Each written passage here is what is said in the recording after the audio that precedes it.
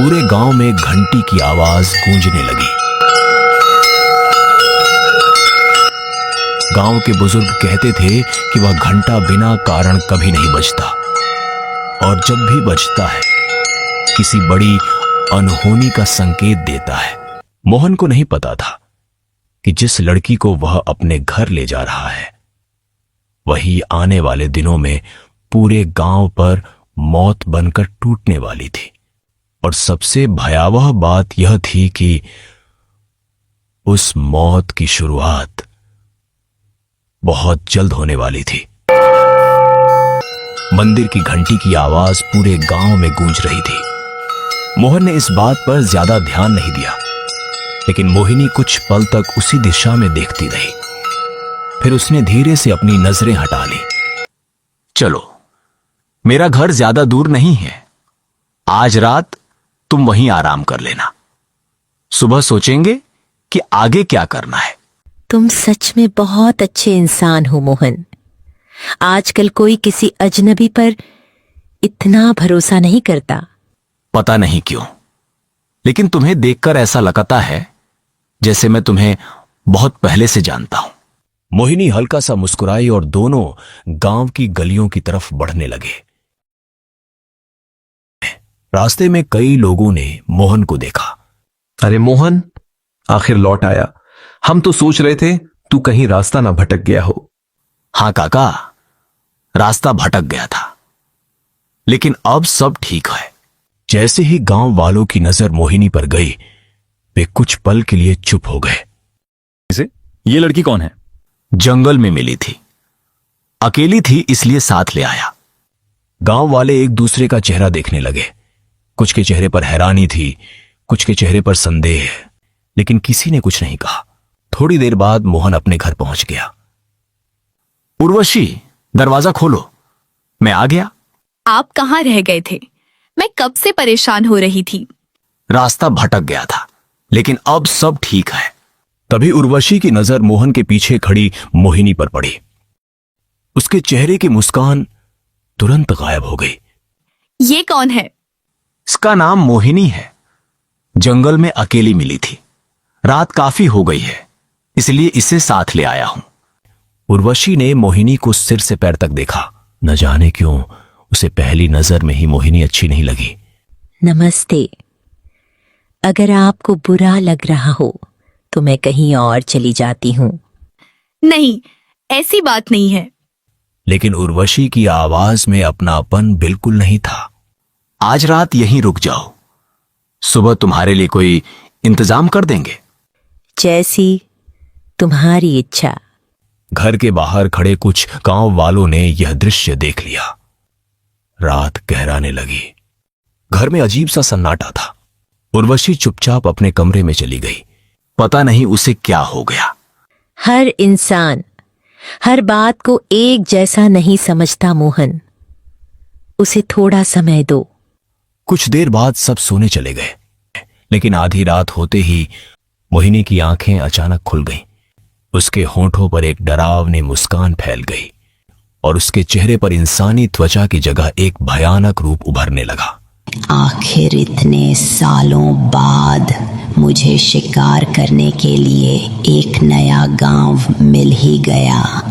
अगले ही पल वह खिड़की से बाहर कूद गई कि उसी समय उर्वशी की आंख खुल चुकी थी और उसने मोहिनी को अपना रूप बदलते हुए देख लिया था। आधी रात का समय था। पूरे गांव में गहरा सन्नाटा पसरा हुआ था, लेकिन उर्वशी की आंखों से नींद कोसों दूर थी। गांव वालों की बातें और मोहिनी का अचानक मोहन के साथ घर आना उसके मन को बेचैन कर रहा था। कुछ तो बात है इस लड़की में। पता नहीं क्यों इसे देखते ही मेरा मन अजीब तरह से घबराने लगता है। इसकी आंखों में कुछ ऐसा है जो बिल्कुल सामान्य नहीं लगता, जैसे ये वैसी नहीं है जैसी ऊपर से दिखाई देती है। भगवान करे मेरा शक गलत हो, लेकिन मेरा दिल बार बार किसी बड़ी अनहोनी का एहसास करा रहा है। तभी उसे आंगन की तरफ से हल्की सी आवाज सुनाई दी। उसने धीरे धीरे खिड़की की तरफ देखा और अगले ही पल उसके शरीर में सिहरन दौड़ गई। मोहिनी खिड़की के पास खड़ी थी, लेकिन वह अब पहले जैसी बिल्कुल भी नहीं दिख रही थी। उसकी आंखें खून की तरह लाल चमक रही थीं। उसके लंबे काले बाल हवा में सांपों की तरह लहरा रहे थे। हाथों के नाखून किसी जंगली जानवर के पंजों जैसे दिखाई दे रहे थे। हे भगवान, ये क्या है? नहीं, ऐसा नहीं हो सकता। मैंने आखिर ये क्या देख लिया? ये कोई साधारण इंसान नहीं हो सकती। हे महादेव, हमारी रक्षा करना। अगर ये सपना नहीं है तो हमारे गांव पर बहुत बड़ा संकट आने वाला है। उर्वशी डर के मारे चीखना चाहती थी, लेकिन उसकी आवाज गले में ही अटक गई। अगले ही पल मोहिनी एक लंबी छलांग लगाकर घर की दीवार पार कर गई और अंधेरे में गायब हो गई। ये इंसान नहीं हो सकती। मैंने अपनी आंखों से इसका असली रूप देखा है। अगर मैंने अभी मोहन को नहीं बताया तो शायद बहुत देर हो जाएगी, चाहे वो मेरी बात माने या नहीं। मुझे उसे हर हाल में सब सच बताना होगा। मोहन, उठो, जल्दी उठो, भगवान के लिए आंखें खोलो। बहुत बड़ी मुसीबत हमारे घर तक आ चुकी है। अगर हमने अभी कुछ नहीं किया तो सब खत्म हो जाएगा। क्या हुआ उर्वशी? इतनी रात को इस तरह क्यों जगा रही हो? तुम इतनी घबराई हुई क्यों हो? आखिर ऐसी कौन सी बात हो गई है कि तुम्हारे हाथ तक कांप रहे हैं? वो लड़की मोहिनी इंसान नहीं है। मैंने अपनी आंखों से देखा है। उसका चेहरा अचानक बदल गया था। उसकी आंखें खून की तरह लाल हो गई थीं। उसके नाखून किसी राक्षस के पंजों जैसे हो गए थे। फिर वो एक ही छलांग में दीवार पार करके अंधेरे में गायब हो गई। मैं झूठ नहीं बोल रही मोहन, मैंने सब कुछ अपनी खुली आंखों से देखा है। उर्वशी, तुम आखिर कैसी बातें कर रही हो? मुझे लगता है तुमने कोई बहुत डरावना सपना देख लिया है। रात का समय है, डर की वजह से अक्सर इंसान को बहुत कुछ ऐसा दिखाई देने लगता है जो सच नहीं होता। मोहिनी एक साधारण लड़की है, उसके बारे में ऐसी बातें मत सोचो।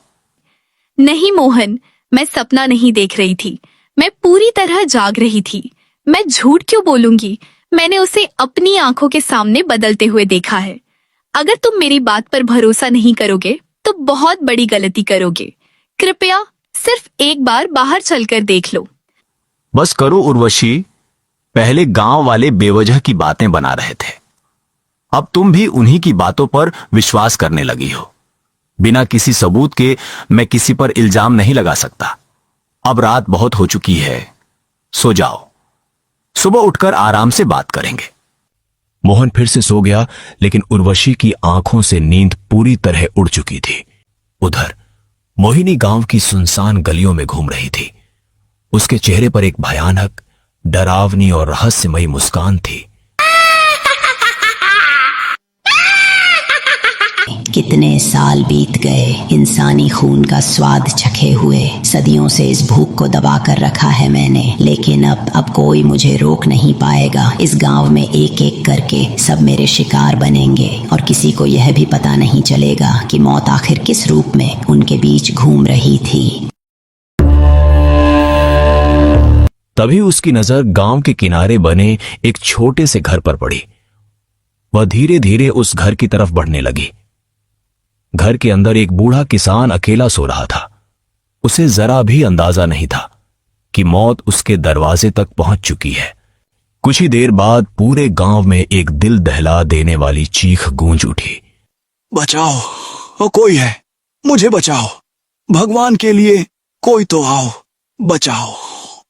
चीख सुनकर गांव वाले अपने अपने घरों से बाहर निकल आए। मोहन और उर्वशी भी बाहर निकल आए।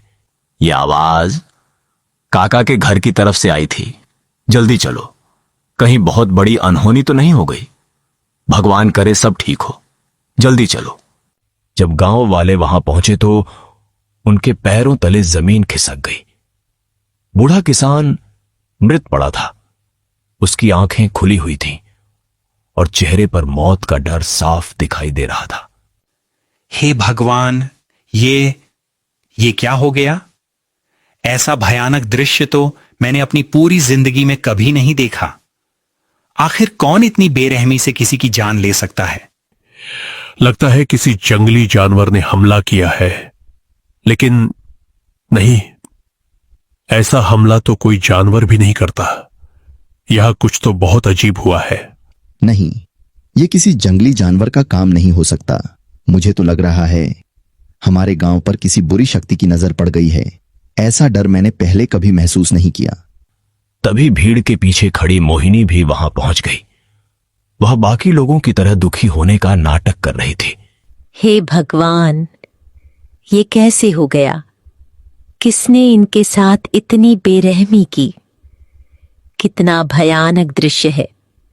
ऐसा तो किसी दुश्मन के साथ भी नहीं होना चाहिए। उर्वशी ने तुरंत उसकी तरफ देखा। अब उसे पूरा यकीन हो चुका था। नहीं, अब मैं एक पल भी चुप नहीं रह सकती। अगर आज भी मैंने किसी को सच नहीं बताया तो कल इस गांव में न जाने कितने और लोग मारे जाएंगे।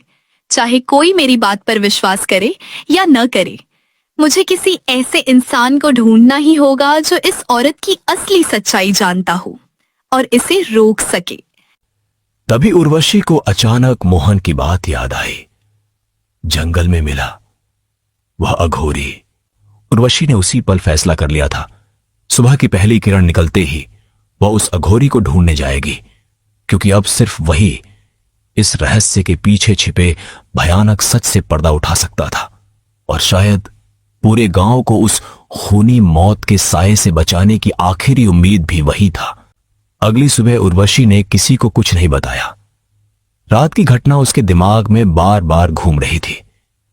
गांव वाले अब भी बूढ़े किसान की मौत को लेकर चर्चा कर रहे थे, लेकिन किसी को असली खतरे का अंदाजा नहीं था। उर्वशी, आज सुबह से देख रहा हूं तुम पहले जैसी बिल्कुल नहीं लग रही हो। तुम ना ठीक से किसी से बात कर रही हो और ना ही किसी काम में मन लगा रही हो। क्या अभी भी रात वाली बात तुम्हारे दिमाग में चल रही है? आखिर ऐसी कौन सी बात है जो तुम्हें अंदर ही अंदर इतना डरा रही है? मोहन, अगर मैं जो कह रही हूँ वो सच निकला तो? अगर मोहिनी सच में वैसी नहीं है जैसी दिखाई देती है तो? अगर उसका असली चेहरा कुछ और है और हम सब बहुत बड़ी मुसीबत के बीच रह रहे हैं, तब क्या होगा? क्या तुम तब भी मेरी बात पर विश्वास नहीं करोगे? बस भी करो उर्वशी, एक मौत हुई है। पूरा गांव पहले से ही डरा हुआ है। ऐसे समय में बिना किसी सबूत के किसी पर शक करना बिल्कुल ठीक नहीं है। डर इंसान से ऐसी ऐसी बातें सोचवा देता है जो असलियत में होती ही नहीं। इसलिए अपने मन से ये सारी बातें निकाल दो। उर्वशी समझ गई कि मोहन उसकी बात नहीं मानेगा, इसलिए उसने अकेले ही जंगल जाने का फैसला कर लिया। कुछ देर बाद वह उसी रास्ते पर पहुंची जहां मोहन की मुलाकात अघोरी से हुई थी।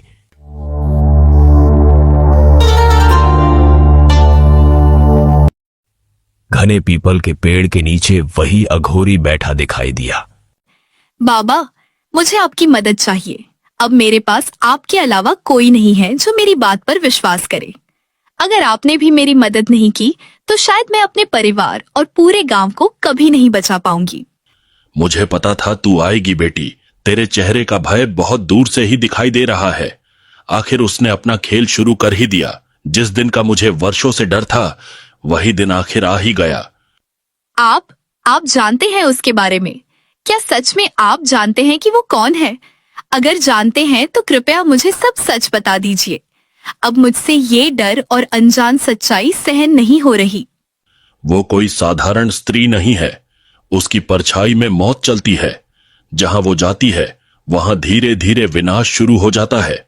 पहले लोगों का विश्वास जीतती है, फिर उनकी जिंदगी उनसे हमेशा के लिए छीन लेती है। मैंने उसे अपनी आंखों से रूप बदलते देखा है बाबा। रात को वो घर से निकली थी। उसकी आंखें खून की तरह लाल थीं। उसके नाखून किसी राक्षस जैसे हो गए थे और सुबह गांव में एक आदमी मृत मिला। मैं समझ गई हूँ उस आदमी की मौत के पीछे वही है। अघोरी ने आंखें बंद कर ली, जैसे उसे पहले से सब पता हो। मुझे डर था कि यही होगा। उसने गांव देख लिया है। अब वो इतनी आसानी से यहां से नहीं जाएगी। जब ऐसी शक्तियां किसी स्थान को अपना ठिकाना बना लेती हैं, तब वहां से उनका जाना इतना आसान नहीं होता। तो उसे रोका कैसे जाए? अगर वो सच में डायन है तो हमें कुछ करना होगा। मैं हाथ पर हाथ रखकर अपने गांव वालों को मरते हुए नहीं देख सकती, चाहे मुझे अपनी जान ही क्यों ना देनी पड़े। मैं उसे रोक कर रहूंगी। अघोरी ने आंखें बंद कर ली, जैसे उसे पहले से सब पता हो। करना तो होगा, लेकिन आसान नहीं होगा। जिस रास्ते पर तू चलने की बात कर रही है, वहां हर कदम पर मौत खड़ी मिलेगी। आप जो कहेंगे मैं करूंगी बाबा, चाहे मुझे कितनी भी कठिन परीक्षा से गुजरना पड़े। मैं पीछे नहीं हटूंगी। बस मेरे पति को बचा लीजिए और इस गांव को उस डायन के आतंक से मुक्त कर दीजिए। अघोरी कुछ पल तक चुप रहा, फिर उसने अपनी धूनी में राख डाली। उस डायन को खत्म करने के लिए 2 दिव्य रत्नों की जरूरत पड़ेगी। बिना उनके उससे लड़ना मौत को अपने हाथों से बुलाने जैसा होगा। जिसने भी बिना उन रत्नों के उसका सामना करने की कोशिश की, वो कभी लौटकर नहीं आया। कौन से रत्न बाबा? कहाँ मिलेंगे वो? चाहे मुझे दुनिया के किसी भी कोने में जाना पड़े, मैं उन्हें लेकर जरूर लौटूंगी। बस आप मुझे रास्ता बता दीजिए। पहला, लाल पहाड़ की गुफा में छिपा लाल हीरा।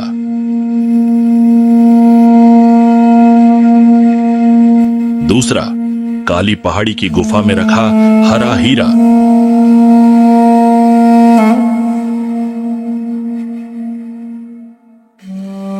दोनों रत्न सदियों से सुरक्षित हैं और हर किसी को नहीं मिलते।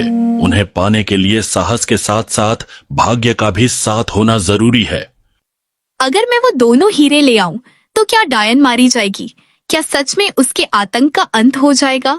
क्या मेरा परिवार और मेरा गांव बच जाएगा? तब उसे रोका जा सकता है, लेकिन याद रख, अमावस्या आने में ज्यादा समय नहीं है। उससे पहले दोनों रत्न यहाँ पहुंचने चाहिए। अगर समय निकल गया तो फिर उसे रोकना लगभग असंभव हो जाएगा। और अगर मैं समय पर नहीं पहुंची तो? अगर किसी वजह से मैं देर कर गई तो क्या होगा बाबा? अघोरी की आंखें अचानक गंभीर हो गईं। तो सबसे पहले तेरा पति मरेगा, क्योंकि वो अब उसके सबसे करीब है। उसके बाद एक एक करके पूरा गांव उस डायन का शिकार बन जाएगा। तब ना मैं कुछ कर पाऊंगा और ना ही कोई दूसरी शक्ति उन्हें बचा पाएगी। ये सुनते ही उर्वशी के पैरों तले जमीन खिसक गई। कुछ क्षणों के लिए उसे ऐसा महसूस हुआ जैसे उसके चारों ओर की दुनिया अचानक थम गई हो। उसका दिल इतनी तेज धड़कने लगा कि मानो अभी सीने से बाहर निकल आएगा। उसे पहली बार एहसास हुआ कि अब यह लड़ाई केवल एक डायन से नहीं, बल्कि समय से भी है। उधर गांव में सब कुछ सामान्य दिखाई दे रहा था। लोग अपने अपने कामों में लगे हुए थे। किसी को जरा भी अंदाजा नहीं था कि उनके बीच एक ऐसी खूनी शक्ति मौजूद है जो सही समय का इंतजार कर रही थी और धीरे धीरे पूरे गांव को अपने जाल में फंसाती जा रही थी। मोहिनी घर के आंगन में बिल्कुल शांत बैठी थी। उसे देखकर कोई भी यही कहता कि वह एक मासूम और सीधी सादी लड़की है, लेकिन उसके भीतर छिपा हुआ भयानक रहस्य किसी को दिखाई नहीं दे रहा था। उसके चेहरे पर वही मीठी, मासूम और मोहक मुस्कान थी जो पहली नजर में हर किसी का विश्वास जीत ले। लेकिन उस मुस्कान के पीछे ऐसा अंधकार छिपा था जो पूरे गांव को हमेशा के लिए तबाह कर सकता था। लेकिन उसकी नजरें लगातार मोहन पर टिकी हुई थी। वह बिना पलक झपकाए उसे देख रही थी। ऐसा लग रहा था जैसे वह अपने अगले शिकार को नहीं, बल्कि अपनी आने वाली योजना को अपने सामने खड़ा देख रही हो। बहुत जल्द तुम सिर्फ मेरे हो जाओगे मोहन। अब तुम्हें मुझसे कोई अलग नहीं कर पाएगा, ना ये गांव, ना तुम्हारी पत्नी और ना ही दुनिया की कोई ताकत। जिस दिन अमावस्या की रात आएगी उसी दिन तुम्हारा भाग्य हमेशा के लिए बदल जाएगा। फिर तुम सिर्फ मेरे रहोगे, हमेशा हमेशा के लिए। तभी गांव के दूसरे छोर से एक और चीख सुनाई दी। वह चीख इतनी दर्दनाक और भय से भरी थी कि उसे सुनते ही पूरे गांव का सन्नाटा एक पल में टूट गया। हर किसी के चेहरे पर डर साफ दिखाई देने लगा। पूरा गांव फिर से दहल उठा। लोग बिना कुछ सोचे समझे अपने अपने घरों से बाहर निकलने लगे। हर किसी के मन में बस एक ही सवाल था, आखिर फिर किसके साथ अनहोनी हो गई। फिर किसी के चिल्लाने की आवाज आई। आखिर ये गांव में क्या हो रहा है? कल रात भी एक इंसान की जान चली गई और आज फिर किसी की मदद की पुकार सुनाई दे रही है। जल्दी चलो, कहीं फिर कोई अनहोनी ना हो गई हो। अगर हम देर कर गए तो शायद इस बार भी किसी की जान नहीं बच पाएगी। लेकिन मोहिनी वहीं खड़ी मुस्कुरा रही थी। उसके चेहरे पर ना डर था, ना घबराहट, और ना ही किसी मासूम इंसान जैसा दुख। उसके चेहरे की वह मुस्कान कुछ और ही कहानी बयां कर रही थी, जैसे उसे पहले से पता हो कि वहां क्या मिलने वाला है। जैसे वह पहले ही जानती हो कि आज किसकी मौत लिखी जा चुकी है और अब सिर्फ लोगों के वहां पहुंचने का इंतजार कर रही हो। उर्वशी को लाल और हरा हीरा ढूंढना था, लेकिन अमावस्या तेजी से करीब आ रही थी। हर गुजरती रात के साथ डायन पहले से ज्यादा ताकतवर होती जा रही थी, जबकि उर्वशी के पास समय लगातार कम होता जा रहा था। क्या उर्वशी समय रहते दोनों दिव्य रत्न हासिल कर पाएगी, या अमावस्या की काली रात आने से पहले ही पूरा गांव डायन का शिकार बन जाएगा? इस रहस्य से पर्दा उठेगा कहानी के अगले भाग में। अगर आप जानना चाहते हैं आगे क्या होगा, तो अभी हमारे चैनल को सब्सक्राइब जरूर करें, क्योंकि यहां हर हफ्ते मिलती है ऐसी ही दिल दहला देने वाली हॉरर कहानियां।